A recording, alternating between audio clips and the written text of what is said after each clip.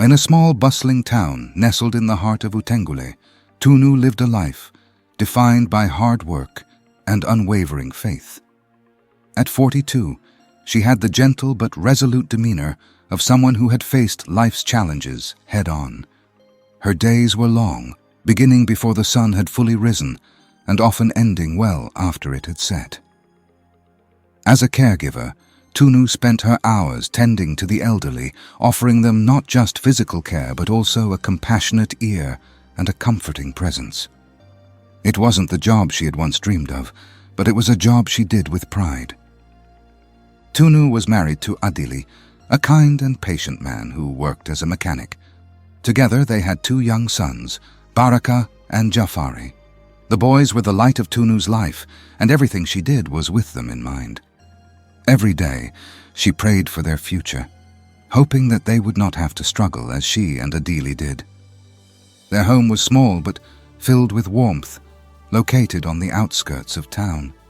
Despite their financial struggles, there was always laughter in their household, and Tunu made sure that their faith remained strong. She had a deep belief that God had a plan for them, even if it wasn't always clear. But as the bills piled up and the boys' needs grew, Tunu couldn't help but feel the weight of their situation more heavily. They were living paycheck to paycheck, with no savings to fall back on, and every month was a struggle to make ends meet. Still, Tunu held on to her faith, praying for a miracle that would lift them out of their financial hardship. And so, as she walked to work one early morning, the sky painted with the soft hues of dawn, Tunu whispered a prayer. She prayed for strength, for provision, and for a way out of their financial struggles. She didn't know when or how, but she believed with all her heart that God would answer her prayers. This was the beginning of Tunu's journey, a journey of faith, perseverance, and the hope for a better life for her and her family. The day started like any other for Tunu. She arrived at the agency where she worked, greeting her colleagues with a warm smile. Though inside, she carried the weight of her worries. She had been waiting for a new assignment for a few days, praying that it would be the blessing she so desperately needed. The agency manager called her into the office that morning and handed her the details of her next placement. "Tunu, we have a new client for you, Mrs. Agnes Mazie. She's elderly and lives alone. She needs someone to help her with daily tasks and provide companionship. It's not far from your home, so the commute should be manageable," the manager explained. Tunu nodded, taking the file with Mrs. Mazie's details. As she left the office, she whispered another prayer, asking for God's guidance in this new assignment. When she arrived at Mrs. Mazie's house later that morning, Tunu was greeted by a modest, almost austere home. The garden was unkempt, the paint on the walls was peeling, and the air felt heavy with a sense of solitude. Mrs. Mazie herself was seated in an old couch by the window, her sharp eyes scanning Tunu with what felt like disapproval. "Good morning, Mrs. Mazie. My name is Tunu, and I'm here to help you," Tunu said gently, offering a polite smile. Mrs. Mazie merely grunted in response, her expression stony. "I don't need much help. Just do your job and don't bother me with unnecessary chatter," she replied curtly. Tunu's heart sank a little. She had hoped for a more welcoming environment, especially since this new job was supposed to be an answer to her prayers. The atmosphere in the house was far from what she had imagined. As she went about her duties, cleaning the small home and preparing meals for Mrs. Memzi, Tunu couldn't help but feel a sense of disappointment. "This cannot be the answer to my prayer," she thought, her spirit weighed down by the unfriendliness and the bleakness of the situation. She had hoped for a job that would bring some light into her life, but instead, she found herself in a place that seemed devoid of warmth. During a brief break in the afternoon, Tunu pulled out her small, worn Bible from her bag. She had the habit of turning to the scriptures whenever she felt lost or disheartened. Flipping through the pages, her eyes landed on Psalm 9, verse 10. "Those who know your name trust in you, for you, Lord, have never forsaken those who seek you." The words seemed to leap off the page, wrapping around her heart like a comforting embrace. Tunu paused, allowing the verse to sink in. She repeated it softly to herself, letting the promise it carried restore her faith. In that moment, Tunu realized that perhaps this was not about the job itself, but about trust. Trusting that God had placed her here for a reason, even if it wasn't immediately clear. She felt a renewed sense of purpose, deciding that she would approach this assignment with patience and grace, no matter how challenging it might be. Tucking her Bible back into her bag, Tunu returned to Mrs. Mazee with a gentle determination. This might not have been what she had envisioned, but she would trust in God's plan. After all, he had never forsaken her before, and she believed he wouldn't start now. The days spent caring for Mrs. Mazee were some of the most challenging Tunu had ever faced. The elderly woman was not just unfriendly, she was demanding, often criticizing Tunu's every move. No matter how hard Tunu tried, it seemed impossible to please her. The constant tension weighed heavily on her heart, and by the end of each day, Tunu would return home feeling exhausted, both physically and emotionally. Despite the encouragement she had found in Psalm 9 verse 10, Tunu began to doubt whether she could continue in this role. Every morning she prayed for strength, but the burden grew heavier with each passing day. Eventually, Tunu reached a breaking point. She felt as though she was failing, not just in her work, but in her faith as well. One evening, after another long and difficult day with Mrs. Mz, Tunu sat down with Adili. "I don't think I can do this anymore," she confessed, her voice trembling with fatigue. "I've prayed and tried to make it work, but it's just too much. I think I need to ask for a new placement." Adili looked at her with understanding eyes. "Tunu, you've done your best. There's no shame in admitting when something isn't right. God knows your heart." The next morning, Tunu went to the agency and explained her situation. The manager listened sympathetically and agreed to find her a new placement. Within a few days, Tunu was assigned to care for a wealthy man named Mr. Kaito. He lived in a grand house on the outskirts of town, far removed from the modest homes she was used to. When Tunu first met Mr. Kato, she was struck by his kind demeanor and warm smile. He was in his late 70s, but still full of life and charm. Unlike Mrs. Mz, he was pleasant and easygoing, making Tunu feel at ease from the moment she stepped into his home. The house itself was beautiful, filled with elegant furniture and surrounded by lush gardens. This must be the answer to my prayer, Tunu thought, feeling a wave of relief and gratitude. She threw herself into her work with renewed energy, taking care of Mr. Kato with the same dedication she had shown in her previous jobs. However, not everything was as perfect as it seemed. Mr. Kato had a son, David, who was in his 40s, just a few years younger than Tunu. David was a frequent visitor to his father's home, and from the start, he showed a keen interest in Tunu. At first, it was just small talk and friendly gestures, but soon David's intentions became clear. One afternoon, as Tunu was preparing lunch, David approached her. "You know, Tunu," he began, his tone smooth and persuasive, "you're a beautiful woman, and you deserve so much more than this life you're living. My father and I have wealth, more than you can imagine. I can give you a life of luxury, but there's one condition." Tunu looked at him, her heart beginning to race. "What do you mean?"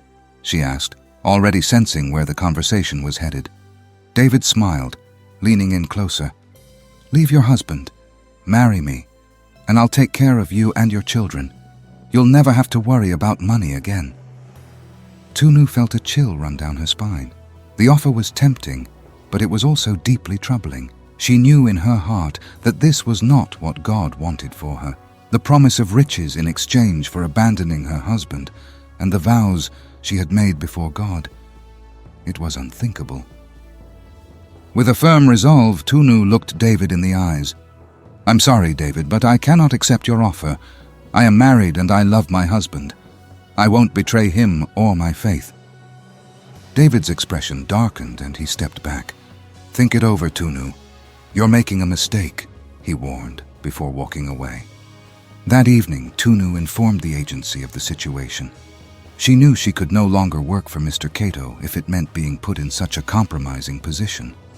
However, when the agency looked for a new placement, the only option available was to return to Mrs. Mzee.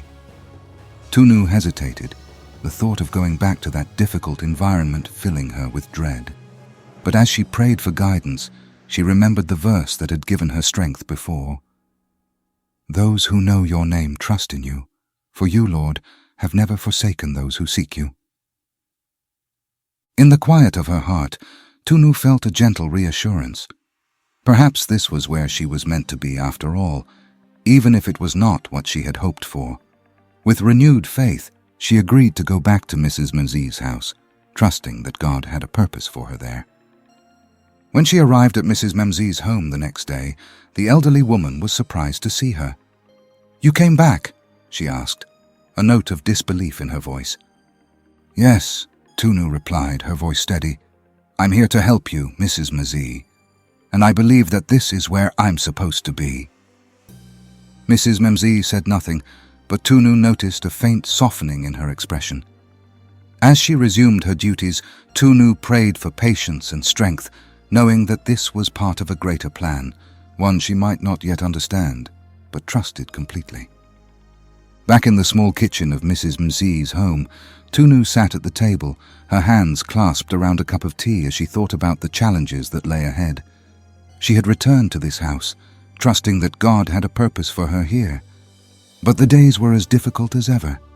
Mrs. Mzee remained as cold and critical as before, and Tunu often found herself on the verge of despair. One evening, after another long and trying day, Tunu decided to call her mother, a woman of deep faith and wisdom. As soon as her mother heard her voice, she knew something was wrong. "Tunu, my child, what troubles you?" her mother asked gently. Tunu sighed, her voice heavy with emotion. "Mama, I'm struggling. I've been trying to be kind to Mrs. Mzee, to do my job with a good heart, but she's so difficult. I don't know if I can keep doing this." Her mother listened patiently before offering her advice. "Tunu, remember what it means to be a Christian. We are called to be kind, forgiving and loving, even when it is hard. You must show Mrs. Mzee the love of Christ through your actions. She may never change, but that is not your burden to carry. Your task is to remain faithful and kind." Tunu nodded, tears welling up in her eyes. "But Mama, what if my kindness doesn't reach her? What if nothing changes?" Her mother's voice was calm and reassuring.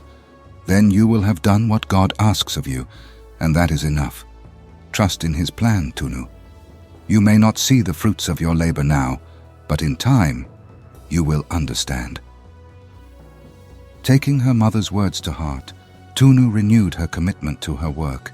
She began each day with prayer, asking God for the strength to be kind and forgiving, even when faced with Mrs. Mzee's harshness.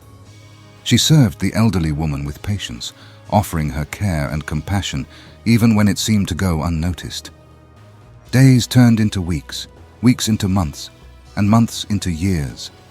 For 4 long years, Tunu worked diligently in Mrs. Mzee's home, showing her kindness at every turn, even when it was not returned.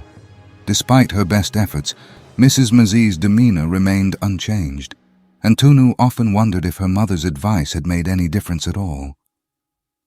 One morning on her day off, Tunu received a phone call from the agency. The voice on the other end was somber. "Tunu, we have some news. Mrs. Mzee passed away last night in her sleep.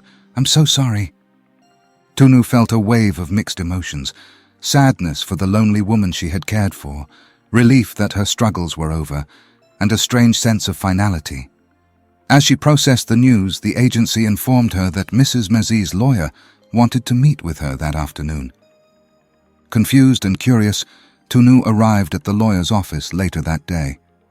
The lawyer, a stern-looking man in a dark suit, greeted her with a nod and handed her a sealed envelope. "Mrs. Mzee left this letter for you, along with instructions regarding her will."